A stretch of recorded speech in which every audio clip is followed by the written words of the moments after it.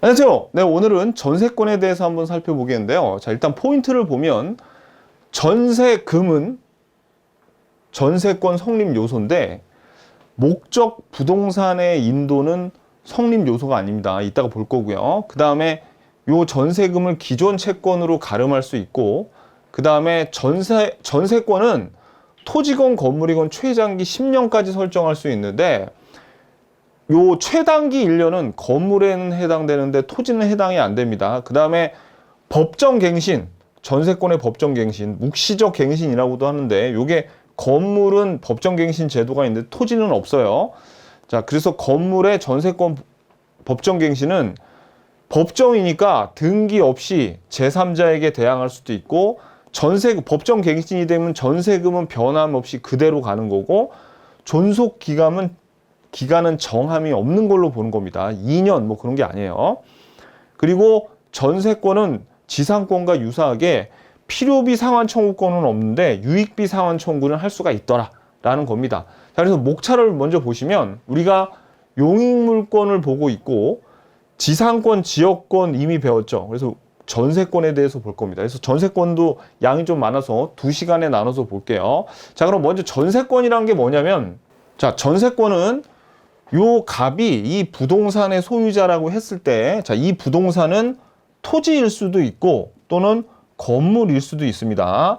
지상권은 토지밖에 안 됐죠.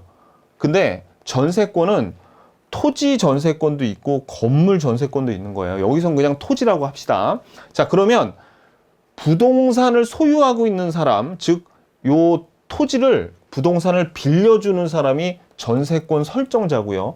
요 토지를 빌려 쓰려는 사람, 부동산을 빌려 쓰려는 사람이 전세권자야. 권 설정자가 빌려주는 사람, 권자가 빌려 쓰는 사람이에요. 자, 그래서 이 을이 갑한테 2년 동안 너한테 전세금으로 2억 줄 테니까 요거 빌려 쓸게. 너는 그럼 2년 나중에 존속기간이 다 끝나면 나한테 전세금 다시 2억 빌려줘야 돼 라고 계약을 맺는 게 전세권 계약입니다. 그러면 이 갑은 있잖아요. 알았어 라고 하고, 얘는 2억 받으면 이거 뭐 은행 같은 데 넣어놔가지고 은행 이자 받으면 자기도 수익이 생기니까 토지를 빌려주려고 하는 거거든요. 근데 이 갑이 전세권을 설정할 때 이게 186조이기 때문에 반드시 전세권 등기를 해야지 권리 변동의 효력이 생깁니다. 그래서 여러분들 전세권 설정 계약을 하는 거는 채권행위이기 때문에 타인의 부동산을 전세권 설정 계약은 할 수 있지만 전세권 설정 행위는 등기해주는 행위예요. 그래서 처분해주는 행위이기 때문에 전세권 설정자는 처분 권한이 필요합니다. 그러니까 갑만 할 수 있다는 거예요.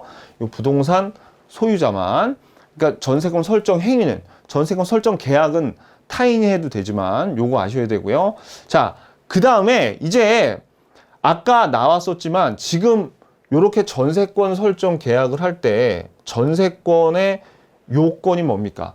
전세금 2억을 반드시 줘야 된다고요.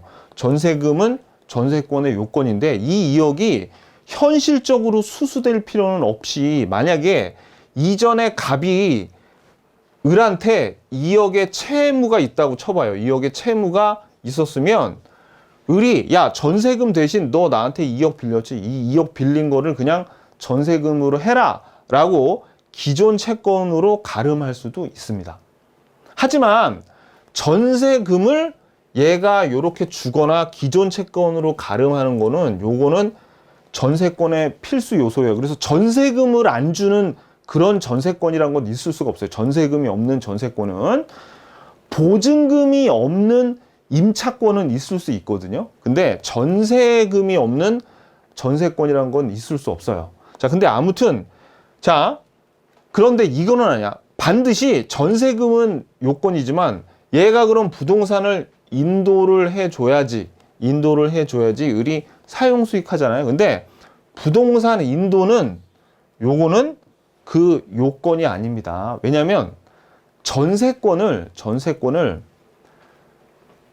저당권처럼 이용하는 사람들이 많아서 그래요. 요건 이따가 나올 거예요. 아무튼 부동산 인도는 전세권의 성립 요건은 아니에요. 자, 그런데 이제 얘네들이 2년 다 살고 났죠. 2년 다 살고 나면 여러분들 기억나시죠? 존속기간이 만료되면 용익물권은 그냥 소멸된다고 187조로 소멸된다는 거 기억나시죠?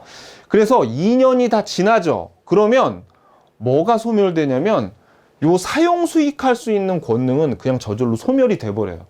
요 기간이 지나면. 그러면 이 을에겐 뭐가 생기냐면 아까 줬던 전세금을 반환받아야 될 거 아닙니까?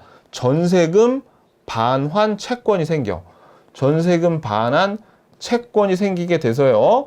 요 전세금 반환, 그러니까 이제 사용 수익할 수 없는 권능 없어지고 요 전세금 반환 채권이 생겨서 마치 저당권처럼 변합니다. 그래서 이 을이 얘한테 전세금을 돌려달라고 했는데 안 돌려주잖아요. 그러면 경매를 신청할 수 있어요. 경매를 신청할 수 있어가지고 요 건물이 예를 들어서 뭐 4억으로 낙찰을 받았다. 그럼 그 금액에서 우선 변제를 받을 수 있습니다. 이 우선 변제라는 건 뭐냐면 일반 채권자보다 그리고 후순위자보다 먼저 배당을 받을 수 있는 권리가 요 우선 변제권이라는 건데, 자 이제 요거 예를 한번 들어볼게요. 요거 자 이제 알았죠? 여기 이게 기본적인 전세권의 구조입니다. 기본적인 전세권의 구조예요. 자, 그러면 이게 전세권이 어떻게 되는 거냐면 이거예요. 방금 전에 봤던 거.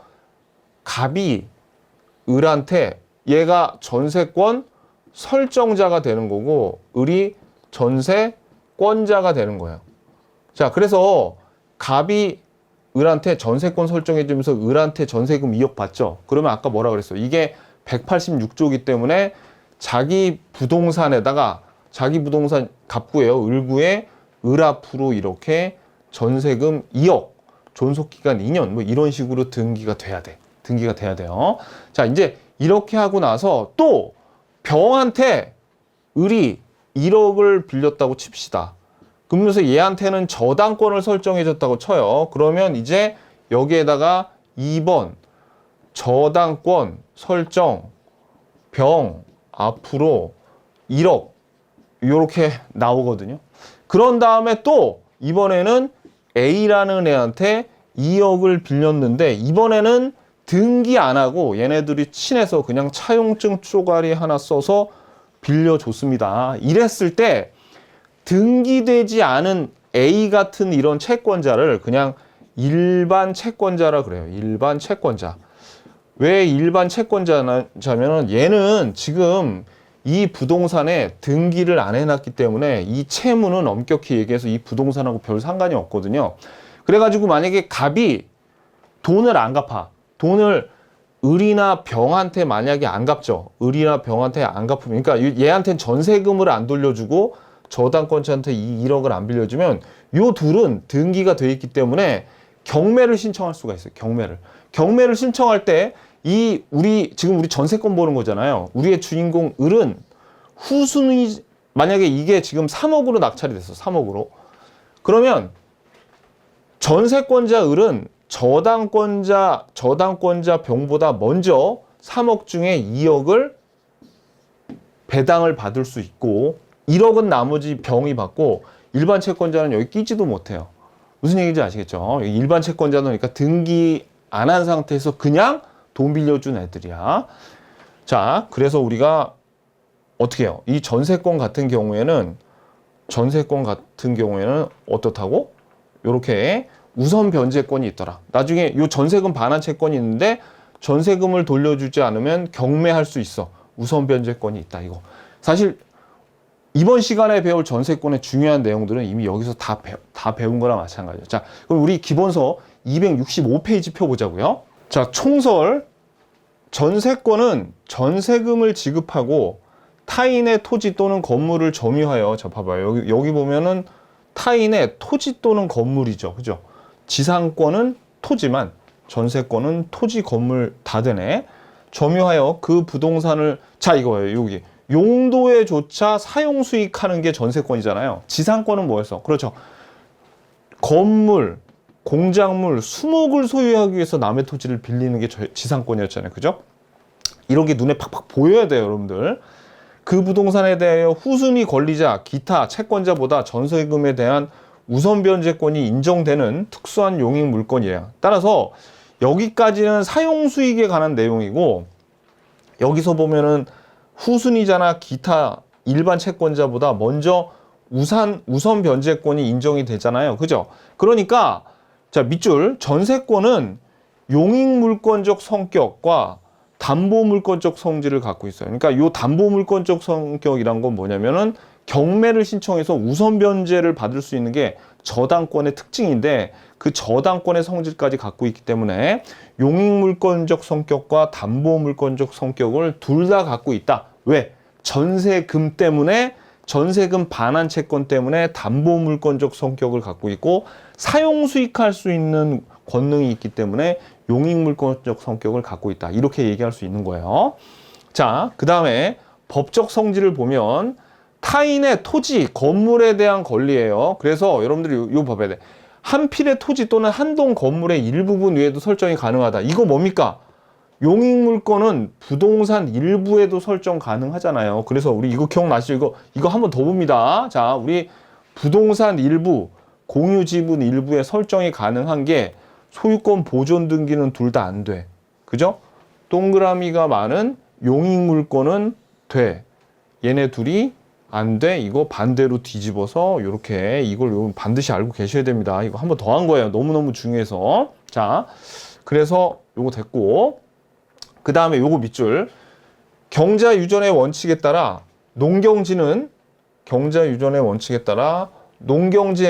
농지에다가는 전세권을 설정을 못 합니다. 왜냐면 어떤 농지에 전세권을 설정하는 거하고 어떤 농지에 지상권을 설정하는 거에서 지상권을 설정하는 건 돼요. 왜냐면 농지에다가 지상권을 설정한다는 것은 거기에 위에 있는 농지에 자란 무슨 뭐 벼 그런 것들 싹 다 베어버리고 그냥 건물 지어버리면 돼. 이게 지상권 아닙니까? 이거는 용서가 되는데, 전세권, 농지에다가 전세권을 설정하면 토지 소유자 말고 요 전세권자가 여기서 농사를 지어야 되죠. 그러면 소장농이 되는 거예요. 전세권자가. 그래서 경자 유전의 원칙이 소장농을 막는 거거든요. 우리나라에 해방됐을 때부터의 원칙이 이 논에다가, 이 농지에다가 소장농을 만들면 안 돼. 경자 유전의 원칙이 뭐냐면 농사 짓는 사람만이 농지를 가질 수 있는 그런 원리거든요. 그래서 농경지의 전세권이나 임차권을 설정할 수는 없습니다. 왜냐면 소장농이 돼버리니까. 이거 조심하셔야 돼요. 자, 요거 아셔야 돼요. 근데 지상권을 설정할 수 있어. 왜? 지상권은 거기다가 지상권 설정하면 소장농이 되는 게 아니라 건물 짓는 거죠. 건물이나 수목, 뭐 공작물 설치하니까. 자, 그 다음에 용익물권으로서의 전세권. 요거 봐봐요. 요게 전세권은 사용수익, 용익물권적 성격이 있고 담보물권적 성격이 있잖아요. 그래서 용익물권의 성격은 사용수익하는 거기 때문에 밑줄, 요게 상린관계의 규정이 준용이 돼요. 상린관계. 지상권도 그렇게 됐었죠. 그 다음에 물권적 청구권이 인정이 되겠죠. 물권적 청구권. 여기서는 반환 청구권도 인정이 됩니다. 지역권은 반환 청구권이 인정이 안 됐죠. 점유가 안 하니까. 근데 여기서는 반환 청구권, 방해 예방, 방해 제거 청구권 다 인정이 됩니다. 그 다음에 이 전세권은 양도, 임대, 전전세, 담보 모두 제공할 수 있어요.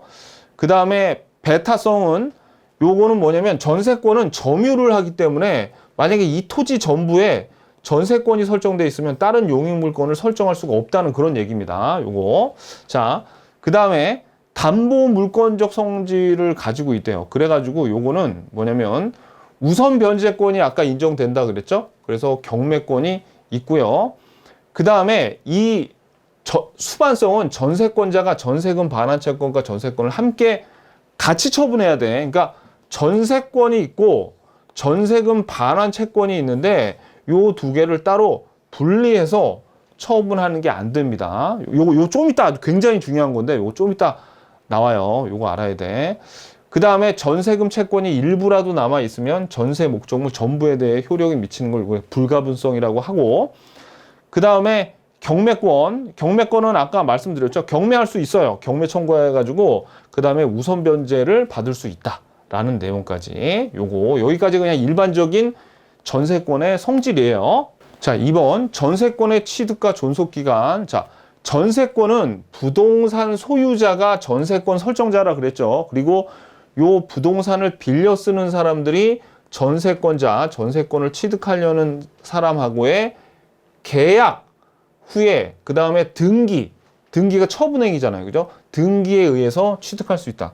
그럼 여러분들이 이제 이런 질문 하시는 분 있어요. 아, 선생님, 저희는 동네에서 아파트 전세 계약이나 빌라 전세 계약할 때 등기 안 하던데요? 등기를 안 하던데요? 그렇게 얘기해요. 그걸 우리가 뭐라 그러냐면 미등기 전세라고 합니다. 근데 우리가 일상적으로 하는 이 미등기 전세는 지금 우리 주택관리사에서 배우고 있는 전세가 아니에요. 그러니까 이 미등기 전세는 그냥 말만 전세지 얘네들은 임대차입니다. 임대차. 이름만 전세계약서라고 쓴 거예요. 그래서 얘네들을 생각하면 안 돼. 우리랑 완전히 다른 애들이에요. 그러니까 얘네들은 그냥 무시하세요. 왜냐면 얘네들 등기도 안 하기 때문에 얘네들은 임대차에 들어가지. 지금 우리가 배우는 거는 등기에 전세권이라고 적혀 있는 그 전세권만 배우는 겁니다. 그리고 우리가 물건 같은 거 전세권자가 사망하죠? 그러면 상속인에게 넘어가요. 저당권도 마찬가지예요. 저당권도 돈을 빌려주고 저당권 설정했는데 돈 빌려준 사람이 사망했어요. 그러면 상속으로 그러니까 저당권도 상속이 됩니다. 그러니까 물건은 다 상속이 돼요. 점유권도 상속이 됐었잖아. 그죠? 그래서 물건은 다 양도 상속 등을 통해서 취득할 수 있어요. 자, 특히 전세권, 양도 상속 등을 통하여 취득할 수 있다. 그 다음에 전세권의 취득 요건은, 자, 전세권은 전세권은 등기가 있어야 돼. 186조니까 등기 동그라미, 등기가 있어야 된다. 그런데 이 처분행위는 처분 권한을 가진 자만 한다 그랬죠? 그래서 전세권 설정 계약은 타인이 맺어줄 수도 있는데, 그런데 타인이 계약할 수도 있는데 전세권 설정 행위는 등기해줘야 되니까 처분 권한이 있어야 돼요. 자, 전세권 설정 계약은 채권 계약이니까 괜찮은데, 채권 행위니까 괜찮은데. 자, 그리고 요거 별표 밑줄. 목적 부동산의 인도는 전세권의 요건이 아니다. 파키스탄도 전세권의 요건이 아니에요. 인도도 파키스탄도 다 전세권의 요건이 아닙니다. 이러면 빵빵 터지는데 좀 웃으시라고 제가 한 겁니다. 이래야지 기억에 남아요.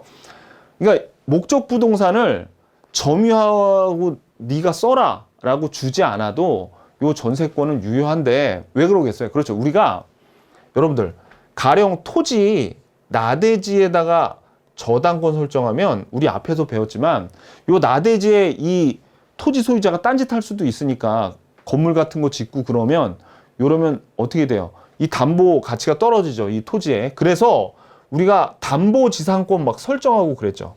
근데 이럴 수도 있어요. 그냥 여기 토지에다가 전세권을 설정을 하면서 전세금을 주면 이 전세금이 돈 빌려주는 거고, 전세권은 여기를 점유하기 때문에 자기가 그냥 쓸 수도 남한테 뭘 못하게 할 수도 있잖아요. 그래서 이 전세권을 저당권처럼 사용해서, 즉 채권담보의 목적으로 전세권을 설정하는 경우에도 그때도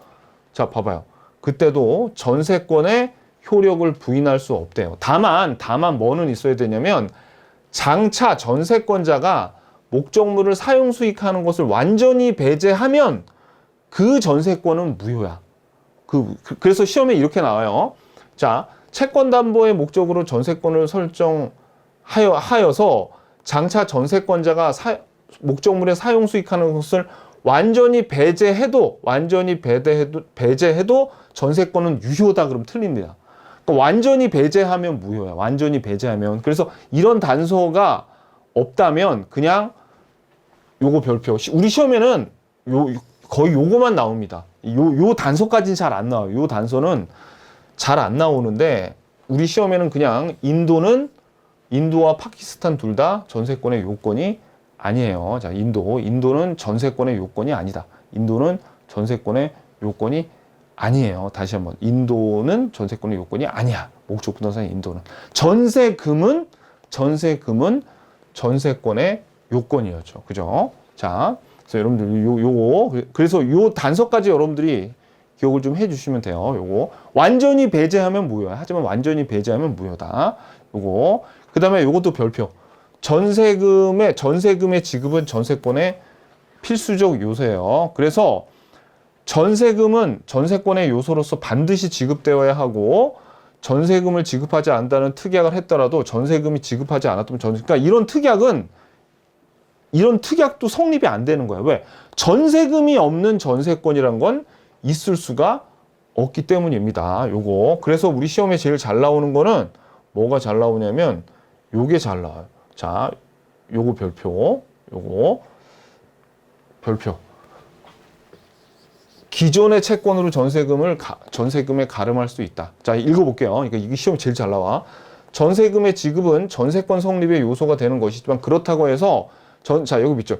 전세금 지급이 반드시 현실적으로 수수되어야 하는 것은 아니고 기존의 채권으로 전세금의 지급에 가름할 수 있다. 이렇게. 그 다음에 전세금은 등기해야 되며 등기된 금액에 한해서 제3자에게 대항할 수 있어요. 그래서 요 제3자는 누구냐면 여기다 주로 신소유자 그렇게 해요. 신소유자. 이따 나와요. 이따 신소유자 등장합니다. 자, 그 다음에 자, 그냥 한번 이거 읽어볼게요. 4번은 그냥 한번 읽어볼게요. 전세금은 목적 부동산의 사용 대가로서의 성질을 가져서 뭐겠어요? 그래서 전세금의 이자는 지료 또는 차임이라고 볼 수 있다. 그 외에 전세금은 전세권자가 전세권 설정자에게 부담하는 모든 손해배상 채무를 담보하는 보증금이라고 볼 수 있대요. 그러니까 이 전세권 설정자, 토지 소유자가 전세금을 받는 이유는 요게 누구야? 그 전세권자의 사용 수익에 해당돼서 요 전세금을 가지고 그러니까 요 사용 수익인 차임이라고 볼 수 있어. 뭐를 하면 은행에 맡기면 거기 이자 나오죠. 그래가지고 그 이자를 받아서 그 이자를 그냥 지료 또는 차임이라고 볼 수도 있고 또는 이 전세권자가 건물 같은 거를 쓰다가 건물이 뭐 훼손되고 멸실됐어요. 그러면 요거를 요 전세금에서 까면 되잖아. 거기에 대한 손해배상 채무를 담보하는 보증금의 성격도 갖고 있다. 그냥 라는 겁니다. 그냥 4번은 참고로 보시고 여기서 중요한 거는 요거 두 개예요. 목적 부동산의 인도는 요건이 아니고 전세금의 지급은 필수적인 요소 그리고 기존의 채권으로 전세금을 가름할 수 있다. 요거 반드시 아셔야 됩니다. 자, 전세권의 존속기간 기본소 267페이지. 자, 요거 먼저 정리를 한번 해보자고요. 일단 최장기 제한이 있고 최단기 제한이 있는데 건물 전세권과 토지 전세권 둘 다 최장기 10년까지밖에 전세권을 설정을 못해서 만약에 12년으로 계약을 맺죠. 기간을. 그러면 이거는 그냥 없는 걸로 되고 10년 되는 거예요. 10년. 토지건 건물이건. 근데 최단기 1년 전세권은 건물에만 제한이 돼가지고요. 만약에 6개월짜리를 토지 전세권을 계약을 체결하면 이거는 괜찮아. 이거는 괜찮은데 6개월짜리를 건물 전세권으로 기간으로 해서 체결을 했다? 그러면 6개월은 요건 안 되고 그냥 자동적으로 1년 계약이 되는 겁니다. 요거에. 그러니까 요거 최단기는 건물 전세권에밖에 해당이 안 되더라. 그 다음에 존속기간에 약정이 없대요. 존속기간에 약정이 없으면 계약할 때 전세금 뭐 그런 것만 계약하고 네가 2년 동안 여기서 전세권 해라. 아니면 3년 동안 해라. 뭐 이런 계약이 전혀 안 돼 있으면 그냥 얘네들이 쭉 전세권 살다가 양 당사자가 언제든지 전세권자나 전세권 설정자 아무나 그냥 우리 그만하자. 너 이제 그만 방 빼라. 아니면 나 이제 그만 나갈게. 이렇게 딱 통고를 하죠. 이렇게 전세권 소멸의 통고가 통지예요. 통지랑 같은 말이야. 딱 했을 때 그 다음부터 6개월 후에 그게 소멸이 돼버려요. 그러니까 어떻게? 그렇죠. 요 6개월 이렇게 딱 그만할게라고 한다면 6개월 사이에 나가야 되겠네. 그죠? 6개월 전에 나가야 되겠네. 통고 후 6개월 후에 소멸하니까. 그리고 또 뭐가 있냐면 자, 요 법정갱신이라 그래서요. 법정갱신이라 그래서 요게 묵시적 갱신이라고도 하는데, 요거 우리 지상권에서도 배웠죠. 자, 이 묵시적 갱신이라고도 하는데, 요게 건물에만 있어요. 건물 전세권만 법정갱신 제도가 있지, 토지 전세권에는 이런 게 없는데, 자, 이 건물, 묵시적 갱신이란 건 뭐냐면, 얘네들이 2년 계약을 했어요. 2년 계약을 했는데, 만기가 될 때까지, 이제 만기가 되기 6개월하고 1개월 사이 요때, 나 더 이상 전세 여기서 안 할래 라고 전세권자가 얘기를 하던가, 아니면 전세권자가 야, 너 그만 여기서 나가라, 아니면 전세권자가 나 나갈게, 이렇게 갱신 안 한다고 말을 안 하잖아요. 그 말이 무슨 얘기예요? 그냥 아무 말도 안 해. 둘 다 아무 얘기도 안 하고 있으면, 나 여기서 나 그만할래라고 아무도 얘기 안 하면 그냥 계속 다음 또 이 만기가 지나도 전세권은 계속 이어진다는 얘기입니다. 근데 표현을 되게 어렵게 해놨어요. 뭐라고 했냐면 갱신하지 않겠다고 하지 아니하면, 그렇게 해놨는데, 이게 무슨 얘기냐면 그냥 아무 얘기 안 했어. 갱신에 대한 얘기를 안 했어. 즉 갱신 안 해 라고 양쪽 다 얘기를 안 하고 있으면, 가만히 있으면, 그게 그러니까 묵시적 갱신이죠.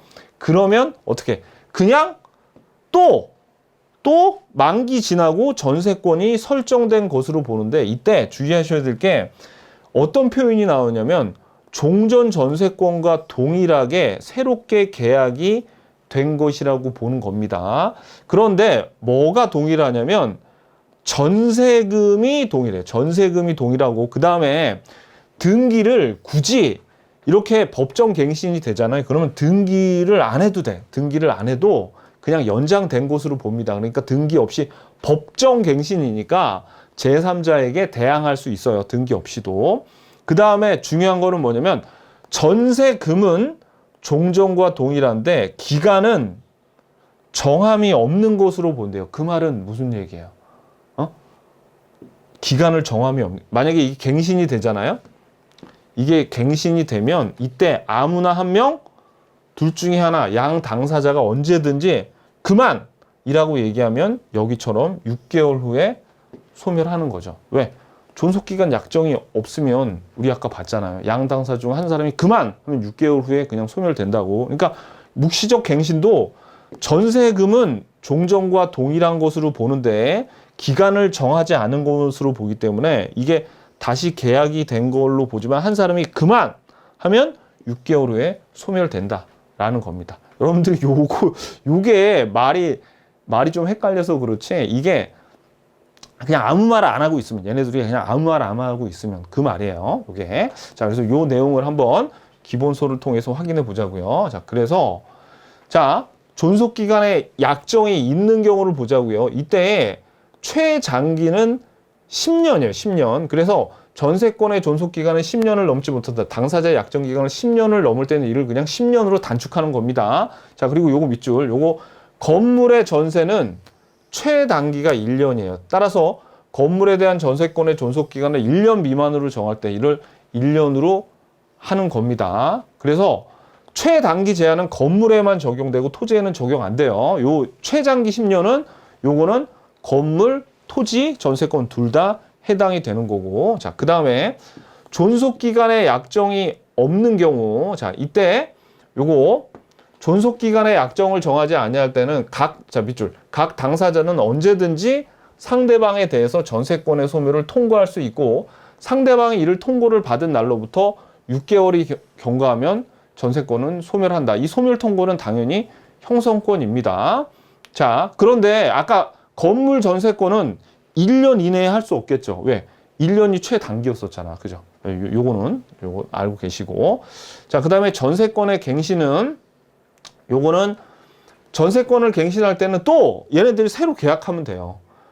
그래서 원래 약정에 의한 갱신은 등기해야지 효력이 발생하는데, 자, 요거 건물 전세권에 대한 법정 갱신, 아까 말씀드렸지만 토지 전세권에는 법정 갱신 없다 그랬어요. 이거 묵시적 갱신이라고도 했죠. 요거. 그래서 건물 전세권자가 전세권의 존속기간 만료 전 6월부터 1월까지 전세권자 사이에 대해서 갱신하지 아니한, 지금 이거 뭐 표현 봐봐. 갱신하지 아니한다는 뜻을 통지하지 아니한 경우에는 웃기죠? 이게 뭐냐면 그냥 아무 말도 안 해. 얘네들이 뭐 갱신하네 만에 아무 말도 얘기를 안 하잖아요. 또는 이렇게 나 갱신 안 해라고 안 하면 둘 다 나 갱신 안 해. 나 나갈게 또는 너 나가라고 둘 다 얘기를 안 하면 그러면 기간이 만료될 때 종전 전세권과 동일한 조건으로 자 여기서 종전 전세권과 동일한 조건은 뭐예요? 전세금이 동일하다고. 전세금은 자 밑줄 전세금은 동일해. 전세금은 동일해요. 근데 밑줄 존속 기간은 이 경우에는 그 정함이 없는 것으로 봐서 아까 위에 봤잖아, 우리. 뭐야? 그렇죠? 나 그만할래라고 하면 소멸 통고를 하면 6개월 후에 소멸된다고요. 자, 그래서 등기 불필요. 자, 밑줄. 전세권의 법정 갱신은 법률의 규정에 부동산 물권 변동이므로 전세권 갱신에 대한 등기를 필요로 하지 아니하고 등기 없이도 전세권 설정자나 제3자의 권리를 주장할 수 있다. 아까 약정으로 한 거는 근데 등기를 해야 되는데 요건 뭐예요?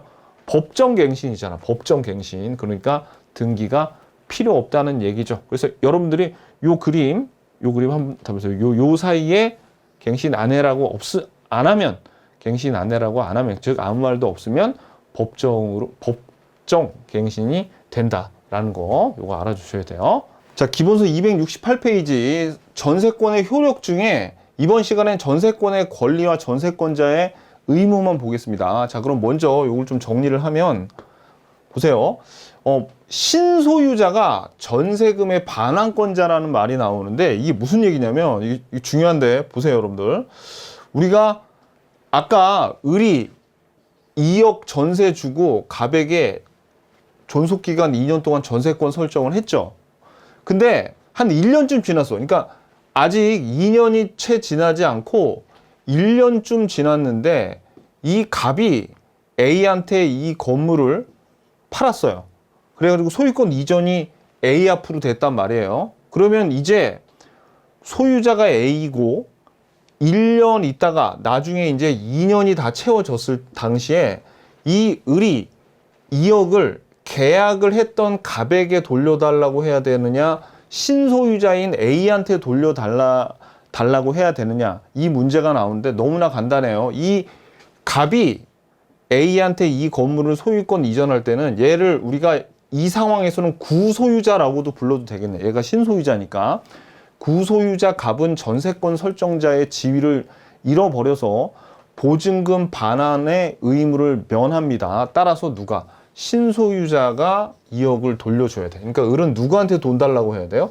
A한테 전세금을 돌려달라고 해야 됩니다. 그게 요 신소유자가 전세금의 반환권자고, 그 다음에 전세금 증감 청구는 형성권인데 전세권자가 전세금 좀 내려달라고 할 수 있고 전세권 설정자가 전세금을 올려달라고 할 수 있어요. 전세금 증감 청구. 근데 요 증액은 20분의 1 내로 해야 됩니다. 그냥 요거는 요 숫자는 그냥 참고로 알아 계시고, 그 다음에 이 전세권자가 가령 여기 건물에 어떤 부속물 같은 거를 여기다가 이렇게 설치를 했어요. 건물에서 증축을 하거나 뭐 발코니 같은 걸 하거나 이랬을 때 요거를 이제 전세 기간 다 지나면 원상 회복해서 부속시킨 물건을 회수를 해야 되는데 이 증축한 게 상당히 좋아 보여. 이 부속물이 상당히 좋아 보일 때는 전세권 설정자, 요 건물 소유자 있죠? 전세권 설정자가 야 이거 그냥 나한테 팔고 가라고 매수 청구를 하면 들어줘야 됩니다. 이게 형성권이기 때문에 부속물 매수 청구는 형성권이. 근데 또 이런 경우도 있어요. 이제 전세권자가 이사를 갈라 그럴 때 전세권자가 요 부속물을 설치할 때 전세권 설정자로부터 동의를 얻었거나 아니면 전세권 설정자가 설치한 걸 자기가 사가지고 요거를 사용을 하고 있었을 때는 그때는 전세권자가 이번에는 전세권 설정자한테 이거를 사달라고 매수 청구할 수가 있어요. 그러니까 이 부속물 매수 청구권은 둘 다 전세권 설정자가 할 수도 있고 전세권자가 매수 청구를 할 수 있는데 여기서 중요한 거는 전세권자가 매수 청구할 때는 전세권자의 동의를 얻어서 설치하거나 그러니까 전세권자가 전세권 설정자의 동의를 얻어서 설치하거나 전세권자로부터 매수하거나, 이 경우에는 이 전세권자가 매수 청구를 할 수 있다는 얘기입니다. 그리고 토지 전세권에서도 지상물 매수 청구권을 인정을 해줘요. 지상권처럼. 근데 요 판례에서는 원래 이 부속물 매수 청구권은 우리 그 전세권의 법조문에 있는데, 토지 전세권의 지상물 매수 청구권은 법조문에 없지만 판례에서 유추 적용을 하는 거예요. 요거 사실 임차권에서 유추 적용하는데 아무튼 인정합니다. 요 토지 전세권도. 그 다음에 이 처분권, 요 양도, 전세권을 양도, 전전세, 저당권 설정 다 가능한데 처분 금지 특약이 유효하다 그랬죠. 지상권은 안 된다 그랬는데. 그 다음에 점유하기 때문에 상린관계를 준용하고, 또 물권적 청구권도 행상이 아니라 행사할 수 있습니다. 행사할 수 있어요. 자, 기본서 268페이지 다시 돌아오셔가지고, 자, 여기 보면 요거 별표, 전세금 반환 의무는 신소유자가 부담한다. 그래서 밑줄 그세요. 부동산 소유자인 전세권 설정자가 부동산을 제3자에게 양도한 경우에 전세금 반환 의무는 구소유자인 전세권 설정자가 아니라 신소유자가 부담한다. 그래서 구소유자인 전세권 설정자는 전세금 반환 의무를 면하는 겁니다. 자, 그 다음에 전세금 증감 청구권, 양쪽이 당사자가 다 할 수 있다고 그랬죠. 요거. 자, 그 다음에 부속물 매수 청구권, 요거는 밑줄, 전세권이 존속기간 만료로 인해서 소멸할 때는 전세권자는 그 목적물을 원상 회복하여야 하며 목적물에 부속시킨 물건은 수거할 수 있어요. 그런데 이때 전세권 설정자가 부속 물건의 매수를 청구할 때 전세권자는 정당한 이유 없이 거절하지 못하고, 그 다음에 이 밑에도 요거는 전세권 설정자가 부속물 매수 청구권을 행사한 경우죠. 두 번째는, 이번에는 전세권자는 전세권 설정자의 동의를 얻어, 자, 전세권 설정자의 동의를 얻어 부속 1번, 또는 그 부속물을 전세권 설정자로부터 매수한 때에 한해서, 요 경우 매수한 때 요 두 가지 경우에 한해서 전세권 설정자에게 부속물 매수를 청구할 수 있어. 그러면 여기 위에는 전세권 설정자가 부속물을 사고 싶어, 나한테 팔어 라고 하는 거고, 여기는 전세권자가 내 부속물을 이제 네가 사줘야 돼 라고 전세권 설정자한테 얘기하는 거예요. 그러니까 요 두 개. 자, 그 다음에 지상물 매수 청구권 밑줄, 판례에서는 토지 전세권에서 토지 임대차의 지상물 매수 청구권을 유추 적용해서 인정하고 있습니다. 마치 뭐처럼, 지상권처럼 토지 전세권에서 지상물을 뭔가 여기다 건물 같은 거 지어 놨으면 요거를 지상권처럼 지상물 매수 청구권도 인정하더라 라는 거죠. 그럼 다 형성권이겠네. 이거 다 형성권. 자, 그 다음에 경매권 있다 그랬죠. 경매권 있고, 그 다음에 자, 요거 밑줄, 전세권자는 전세권을 타인에게 양도 담보로 제공할 수 있고, 그 존속기간 내에 그 목적물을 타인에게 전재산 또는 임대할 수 있는데, 그런데 설정 행위로 이를 금지한 때에는 그러하지 아니하다는 게 이게 뭐예요? 그렇죠. 요게 처분 금지 특약이 유효하다라는 얘기예요. 처분 금지 특약 유효하다. 요 한 문장이. 자, 원래 이렇게 할 수 있는데 이런 처분 금지 특약을 할 수가 있다라는 거죠. 그 다음에 물권적 청구권과 상린관계 준용됩니다. 얘네들 다 점유하고 있기 때문에, 상린관계 준용하고 점유하고 있기 때문에 물권적 청구권이 세 가지가 있는데 반환 청구권까지 행사할 수 있어요. 지역권은 점유하지 않기 때문에 반환 청구권은 행사를 못했죠. 이제 그 내용입니다. 자, 기본서 269페이지 전세권자의 의무 보면 사용 수익을 해야 되는데, 전세권자는 용도에 따라서 사용 수익해야 되죠. 그리고 과실 수취권이 있습니다. 그런데 만약에 용도에 따라서 사용 수익을 안 했대. 전세권자가 만약에 위반했잖아요. 독서실로 쓰기로 해놓고 여기다 디스코텍 차렸어. 그러면은 위반하여 사용 수익하는 경우에 전세권 설정자는 전세권의 소멸을 청구할 수 있고, 야, 너 독서실 차린다 그러더니 왜 시끄럽게 디스코장 만들었니? 하면서 나가라고 전세권의 소멸을 청구할 수 있고, 이 경우 전세권 설정자는 전세권자에 대한 원상회복 또는 손해배상을 청구할 수도 있어요. 자, 요런 내용이 있네. 용도에 쫓아서 그러니까 사용 수익을 해야 됩니다. 두 번째, 목적물의 유지 수선 의무는, 그러니까 요거 좀 조심하셔야 돼요. 우리 지상권에서